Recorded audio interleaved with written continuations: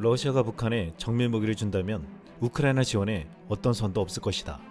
한국의 한계는 러시아가 북한에 고정밀 무기나 기술을 이전하는 경우다. 장호준 국가안보실장이 푸틴이 한국 정부에게 우크라이나에 대한 무기 지원은 큰 실수라고 경고하자 이번에는 우리 정부가 경고한다며 러시아에게 레드라인을 넘지 말라고 말했습니다. 또한 익명의 관계자는 무기 제공에는 다양한 옵션이 있다고 말했고, 한 정부 소식통은 한국이 보낼 수 있는 무기는 155mm 포탄이나 대공방어 시스템이 포함된다고 했습니다. 최근 월스턴 포스트는 지난해 8월부터 올해 1월까지 약 7만 4천 톤의 폭발물이 러시아에서 우크라이나 인근으로 운송되었다고 했습니다. 이는 약 160만 발의 포탄에 해당하는 양으로 이는 북한에서 온 것으로 보고 있습니다. 북한은 미국이 우크라이나의 러시아 본토 공격 시 미국산 무기를 사용할 수 있도록 추가로 허용한 것과 관련해 북한은 러시아가 어떤 대응을 한다고 해도 철저한 정당 방위라며 러시아 군대, 인민과 언제나 함께 있을 것이라고 강조했습니다. 지금 러시아가 북한에게 160만 발의 포탄을 받고 북한이 러시아를 강력하게 지지하는 모습을 보면 러시아가 한국이 우려하는 레드라인을 넘을 가능성이 점점 높아졌다고 보고 있습니다. 트위터의 한 프랑스 채널에서는 한국이 살상 무기를 지원할 수도 있다는 소식에 영화 매트릭스에서 무기고가 열리는 장면을 올리며 한국이 무기를 지원해준다는 소식을 매트릭스 무기고가 문을 연 것처럼 보고 있는 듯 보였습니다. 이 영상과 함께 쓰여진 글은 우크라이나 안녕하세요 서울, 사용 가능한 무기가 있습니까? 였습니다. 그런데 한국이 가장 먼저 지원하는 무기가 예상과는 전혀 다른 무기일 가능성이 제기되고 있습니다. 러시아가 선을 넘으면 이 무기가 러시아 상공에서 무시무시한 광경을 연출할 것이라고 했습니다. 우크라이나는 2022년 러시아 침공 초기부터 한국의 무기 지원을 요청해왔습니다. 지대공 미사일과 대전차 미사일을 비롯해 옛 소련 적성 무기, 불검 사업을 통해 들여온 러시아산 전차와 장갑차 등 굉장히 다양했습니다. 또한 미국을 비롯한 서방 측도 탄약 등의 무기를 우크라이나로 보내줄 것을 원했습니다. 현재 가장 강력한 지원 품목으로 꼽히는 155mm 포탄은 국내 비축분이 많지만 한국군에 필요한 수량을 제외하면 단기간 내 지원 가능한 물량은 예상보다 적은 것으로 알려졌습니다. 이에 지금 우크라이나는 최근 전장에서 핵심 무기로 떠오른 드론과 전자전 장비를 요구했다고 했습니다. 마리나 베즈루코바 우크라이나 방사청장은 대러시아 무기 분석 장교와 작전 장교 등과 함께 방한해 무기도의 방안을 협의한 뒤 지난달 22일 출국했습니다. 우크라이나 방사청장과 실무단은 러시아와 싸우기 위해서 가장 중요한 장비가 된 드론과 전자전 장비를 지원해달라고 했습니다. 우크라이나는 그동안 드론 공격으로 큰 성과를 내었지만 최근에는 러시아 전파 교란 공격으로 드론이 요격되는 일이 잦아졌습니다. 또한 우크라이나군은 핵심 전력인 드론의 공급이 제한되고 있지만 러시아는 드론 대량 생산 능력에다 전파 방해 역량까지 갖춰 우크라이나군을 위협하고 있다고 했습니다.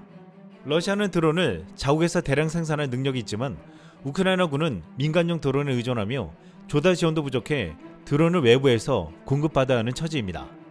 이에 지금 우크라이나는 드론과 전파 교란 공격을 방어할 수 있는 전자전 장비를 가장 원하고 있다고 했습니다.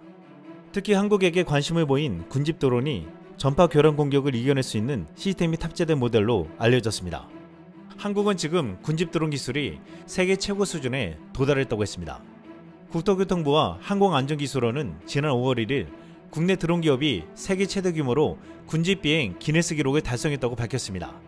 이날 새벽 군집 비행에 나선 드론 대수는 총 5,293대로 종전 세계 기록은 2021년 중국 회사가 드론 군집 비행에 동원했던 5,164대였습니다. 기네스 기록을 세운 국내 드론 라이트쇼 전문업체인 유비파이는 그간 군집 비행 관련 기술을 꾸준히 개발해 고도해왔습니다. 한국은 군사용 군집 드론도 방산 선진국의 기술과 비슷한 수준에 올라왔다고 했습니다. 국방과학연구소 ADD는 수십 대가 벌떼처럼 동시에 하늘로 올라가 공격하는 군집 드론을 개발해냈는데 이 드론들은 정찰, 정밀 타격 등 다양한 임무가 가능하다고 했습니다. ADD에서 개발한 군집 드론은 분산제어 기술을 적용해 335 짜그지어 임무를 해내기도 하고 개별 드론이 독립적인 임무까지 수행할 수 있습니다. ADD는 지금은 병사 한 명이 100대의 군집 드론을 운용할 수 있다며 최대 1000대 동시 운영을 목표로 하고 있다고 말했습니다.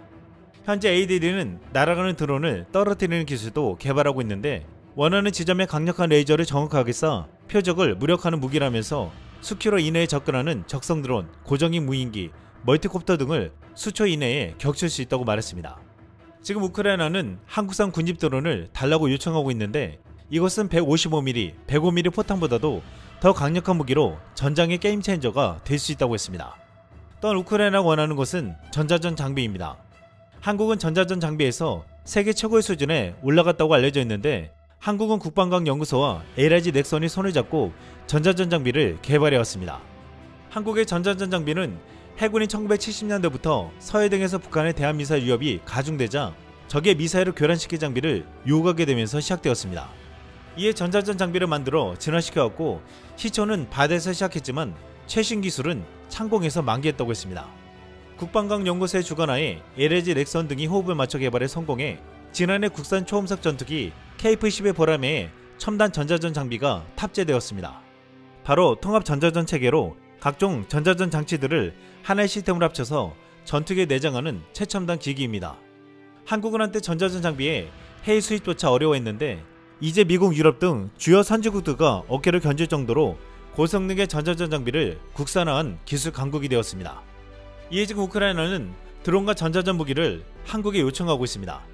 한국은 지금 현대전의 핵심이라는 드론 개발에 있어서 무서운 속도를 보이고 있습니다.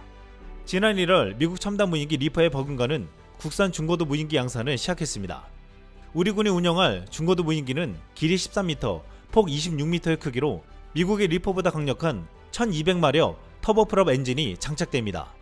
이를 통해 고도 6에서 13km 상공에서 24시간가량 작전을 수행하며 은밀하게 100km 밖 지점의 고해상도 영상을 촬영할 수 있습니다.